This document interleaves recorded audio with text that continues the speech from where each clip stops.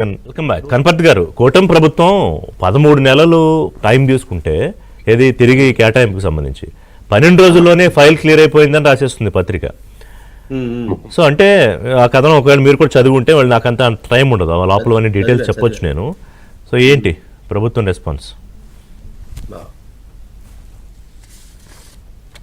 శ్రీనివాస్ గారు, కనపర్తి గారు.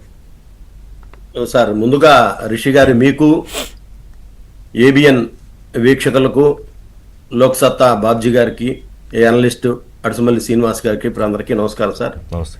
ఇవాళ చూశాను ఏబిఎన్ కానీ ఆంధ్రజ్యోతికి ఈ యాజమాన్యం ఉన్నప్పుడు కేటాయించిన భూమి కాదు, అది ఎప్పుడో 86లో పక్కాగా, మరి ఆ రోజుల్లో రాధాకృష్ణ గారు లేరు, ఆ కేటాయించిన దానికి ఇవాళ ఈ టిష్యూ పేపరు టాయిలెట్, మేమైతే టాయిలెట్ పేపర్ అంటాం దాన్ని మామూలుగా, ఆ టాయిలెట్ పేపర్లో ఇంత పెద్ద కథనాలు వండి వారిస్తే నమ్మే పరిస్థితి లేదు. ఇవాళ ఎప్పుడో 86 రూల్స్ ప్రకారం మరి దానికి మీరు డబ్బులు కట్టడం జరిగింది. అక్కడ ఆ బఫర్ జోన్లో ఉన్న దానికి ఇదని చెప్పి కోర్టు కూడా యాజ్ పర్ నామ్స్ ప్రకారం వెళ్ళండి అని చెప్పింది. దాని ప్రకారం ఇవాళ 12 రోజులు 15 రోజుల్లో అన్నారు. ఇవాళ ఏదో కొండందోవి ఎలికిన పెట్టినట్టు. ఇవాళ నిన్న కూడా మేము చెప్పాం, ఒక విలేకరు అడిగినప్పుడు, దమ్ముంటే జీవోలతో సహా మేము వస్తాం దీనికి సంబంధించి. కారణం ఏంటంటే ఏబిఎన్ ఆంధ్రజ్యోతి పత్రిక ఇందాక అడుసుమల్లి గారు చెప్పినట్టు ప్రజల పత్రిక అది. ఇవాళ అధికారంలో ఎవరున్నా కూడా చీల్చి చెండాడే పత్రిక.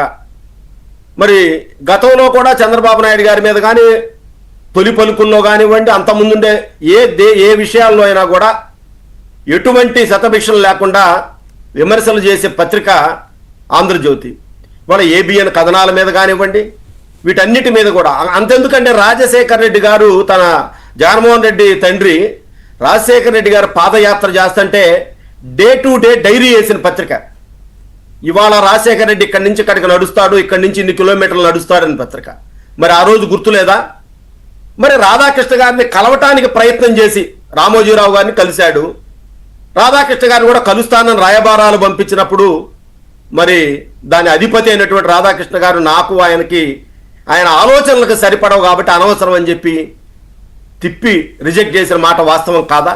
అంతే, అందితే జుట్టు అందకపోతే కాళ్ళు. జగన్మోహన్ రెడ్డి అండ్ టీ ముఠా ఇవాళ దాన్ని తప్పు పట్టడం, ఏదో ఒక రూపేణ కులం అంట కట్టడం. గతంలో కూడా చంద్రబాబు నాయుడు గారు ముఖ్యమంత్రిగా ఉండి 23 మంది తన కులస్తులకి, సర్కిల్ ఇన్స్పెక్టర్లకి ఎలక్షన్ వాడుకోవటానికి డిఎస్పీలుగా ప్రమోషన్ ఇచ్చాడన్నాడు. అధికారంలో రాగానే అసెంబ్లీలో అడిగితే హోంమంత్రి సుచరిత గారు అటువంటిది ఏమీ లేదు, ఇద్దరే ఉన్నారు, అదేం జరగలేదని చెప్పారు. కానీ దాన్ని ఏ విధంగా జనంలోకి తీసుకెళ్ళింది ఈ టాయిలెట్ పేపరు. మరి అట్లానే ఐవైఆర్ కృష్ణారావు గారు కానివ్వండి, ప్రధాన అర్చకుడు రమణ దీక్షితులు కానివ్వండి, అక్కడ ఉండే ఏదో డైమండ్ చంద్రబాబు నాయుడు గారి ఇంట్లో ఉంది అని చెప్పి ఎంత నీచంగా, ఎంత దుర్మార్గంగా కులాలు, మతాలు, ఒక్కొక్క కులం నుంచి 2-3 ఎన్నుకోవటం.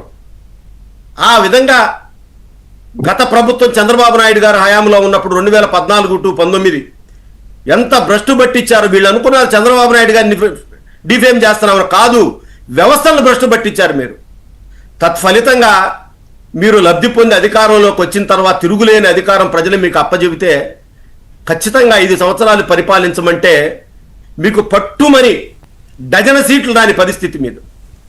ఇవాళ మీరు మీ 5 సంవత్సరాల్లో పెద్దిరెడ్డి రామచంద్రారెడ్డి, మిథున్ రెడ్డి, సజ్జల రామకృష్ణారెడ్డి, అసలు విజయసాయి రెడ్డి, వీళ్ళంతా కూడా అసలు ఆక్రమించారు. భూ ఆక్రమణలు, అటవీ భూములు, ఇవన్నీ కూడా ఆక్రమించి మింగేసిన మీరు ఇవాళ దమ్ముగా, ధైర్యంగా ప్రజా సమస్యలను ప్రస్తావించే ఏబిఎన్ ఆంధ్రజ్యోతి మీద నిందలు వేయటం అంటే నిజంగా ఆకాశం మీద ఉమ్మేయటమే.